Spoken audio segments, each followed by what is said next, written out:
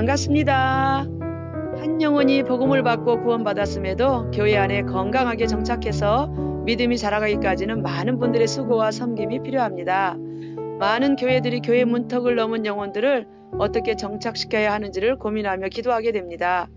이 부분들을 주님께서 응답해 주시고 인도해 주셨는데 오늘 영상에서 소개해드리며 주셨던 은혜들을 나누고자 합니다. 전도 현장에서 영혼들을 만나 복음 전하고 기도하며 섬겨드렸는데 주님의 은혜로 많은 열매를 주셨습니다. 등록자가 100분이 넘어가다 보면 이분들을 계속 섬기며 전도 현장에 나가는 것이 어려웠습니다. 이사 오시거나 수평 이동하시는 분들은 대부분 정착을 잘 하시지만 처음 믿는 분이나 특별한 보살핌이 필요한 분들은 등록을 했어도 내가 전도 현장으로 바쁘게 다니다 보면 바로 장결자들이 되어 있었습니다. 이 영혼들을 현장에서 만나 몇 년씩 재방문하며 교회 문턱까지 넘었는데 다시 원상태로 돌아가는 모습이 너무나 가슴 아파서 울며 기도하기 시작했습니다. 이분들 이름을 부르며 눈물로 기도하던 중 주님께서 응답을 주셨습니다. 마가복음 2장 1절부터 5절 말씀에 중풍병자를 4명의 친구들이 예수님께 데려가서 구원받고 치유받은 말씀으로 응답해 주셨습니다. 할렐루야. 이 영혼들은 육체적으로는 건강해 보이지만 영적으로는 중풍병자처럼 혼자서 예수님께 올 수 없는 분들이셨습니다. 이 일은 나 혼자 할 수 없고 동역자들과 힘을 합해서 어려운 영혼들을 살려내야 하는 것이었습니다. 담임 목사님께 이 부분을 상의드렸더니 한번 해보라 하시며 허락해 주셨습니다. 하나님께서는 언제든지 영혼 때문에 눈물 흘리며 애통하는 기도드릴 때 반드시 응답해 주시는 좋으신 하나님이십니다. 중풍병자를 주님께 데려갔던 친구들처럼 한마음 한뜻으로 영혼들을 섬길 스텝들을 찾았습니다. 들것 역할 해줄 차량 담당자, 친정엄마처럼 따뜻하게 집밥으로 섬겨줄 담당자, 간식 담당자와 아기들 돌봐주실 분들이 모여서 기도로 모임을 준비했습니다. 정착 양육은 매 기수별로 모집해서 8주 동안 믿음 생활 시작할 때 꼭 필요한 말씀을 양육 교재로 전해드리고 매주마다 주제를 정해 충분한 나눔을 하시게 합니다. 그리고 식탁에 둘러앉아 금방 따뜻하게 지은 집밥을 먹으며 식탁 교재를 나눕니다. 아기를 양육하는 젊은 엄마들은 항상 잠이 모자라고 음식도 잘 못해서 배달 음식과 우유에 시리얼 타서 먹고 살다시피 하다 보니 집밥 먹고 싶어서라도 오게 된다고 합니다. 매 시간마다 풍성한 영의 양식과 육의 양식으로 식탁 교제가 이어지고 그 속에서 위로와 사랑을 듬뿍 받으며 치유되고 회복되어 영혼 구원과 예배자로 세워지는 기회가 됩니다. 그리고 마지막 주는 MT를 가서 그동안 주셨던 은혜를 나누고 각 담당 순장님들이 오셔서 교제를 나누어 주시고 각 교구 순으로 인도받게 됩니다. 정착 양육 받으실 대상들은 교회에 몇 번 출석하다 못 나오고 계신 장결자분들, 전도하고 있는 분들 중 기초 기본기가 필요하신 분, 소외되고 섬김이 많이 필요하신 분, 우울증 공황장애 정신적 영적으로 묶여있는 분들, 이런 분들을 찾아가서 정착 양육 받아야 할 동기부여를 해드렸습니다. 장결자가 되는 이유는 대략 2부류 정도였습니다. 말씀이 안 열려서 예배 시간이 너무나 지루하고 따분한 경우와 처음 교회 왔을 때 관계가 어려워 불편하고 서먹한 경우가 대부분이었습니다. 그런데 정착 양육을 하다 보면 이 부분이 해결되었습니다. 신앙생활을 왜 해야 하며 어떻게 해야 하는지를 말씀을 듣고 알게 되고 8주 동안 같은 입장에 있는 분들과 나눔하며 교제하다 보면 관계가 열어집니다. 스태프들과도 관계가 열어지고 매주 한 번씩 8주 동안 교회에 오다 보면 교회 출석이 자연스럽게 연결됩니다. 정착 양육을 통해 많은 열매와 사례들을 주셨는데 2사례를 소개해드리고자 합니다. 오랜 장결자로 계신 집사님이 계셨는데 스텝으로 섬기는 집사님과 한 아파트에 사셨고 이 모임에 한 번만 가보자는 집사님의 강권으로 오시게 되셨습니다. 자기소개를 하시는데 어쩌면 이렇게도 어려운 상황 속에서 사시고 계실까 싶을 정도로 삶의 무게가 무거운 분이셨습니다. 결혼 생활 얼마 되지 않아 남편은 알코올 중독, 큰아들은 도박으로 큰 빚을 져서 재산을 잃고 신용불량자의 이혼까지 하게 되었고 집사님이 손자 2을 양육하시고 계셨습니다.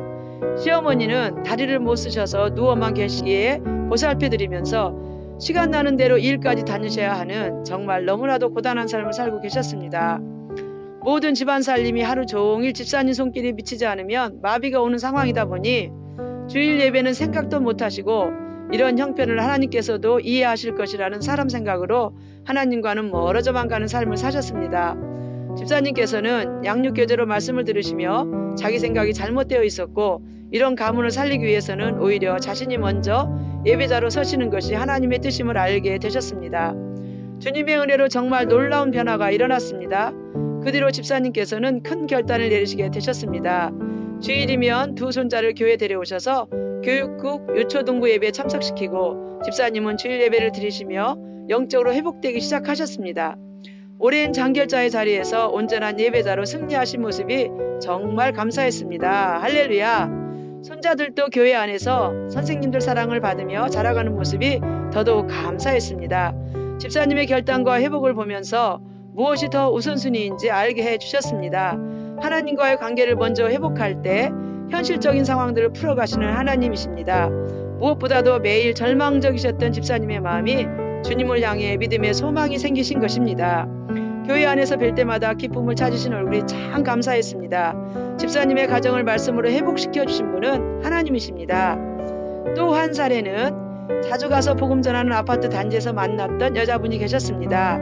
뵐 때마다 관심 가지고 따라가며 말을 건네도 항상 무표정이셨습니다. 쳐다보지도 않고 무엇을 물어봐도 대답도 없고 어떻게 그렇게 매번 저럴 수 있을까? 혹시 말을 못하시는 분이신가 싶었습니다.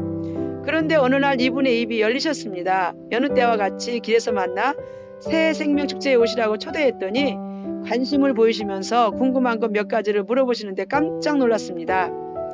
벙어리가 아니신데 무슨 사연이 있길래 저토록 사람과 소통을 안 하실까 궁금했는데 새 생명 축제 때 교회에 오셔서 같이 식사하시며 짧게나마 교제할 수 있었습니다.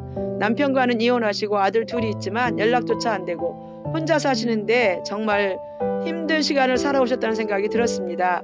마음에 큰 상처로 자살을 시도했는데 언니가 발견해서 살아나셨고 그 언니 따님 조카 둘이서 믿음 생활 잘하면서 이모를 위해 기도하고 있다 하셨습니다. 그래서 사람을 만나지도 않고 말도 안 하며 사시고 운동 나오실 때 나를 만나게 되었던 거였습니다.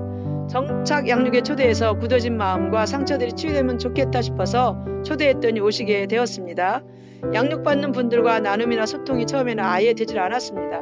그런데 이 모임이 좋다 하시며 매주 참석하시고 전화드리면 마음도 여시면서 통화도 잘 하시게 되셨습니다.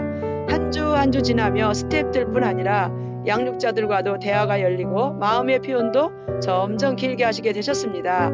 8주째 MT도 함께 가셔서 주신 은혜들을 나누는데 구원의 확신도 생기게 되었고 하나님을 알게 해주셔서 정말 고맙다고 고백해 주셨습니다.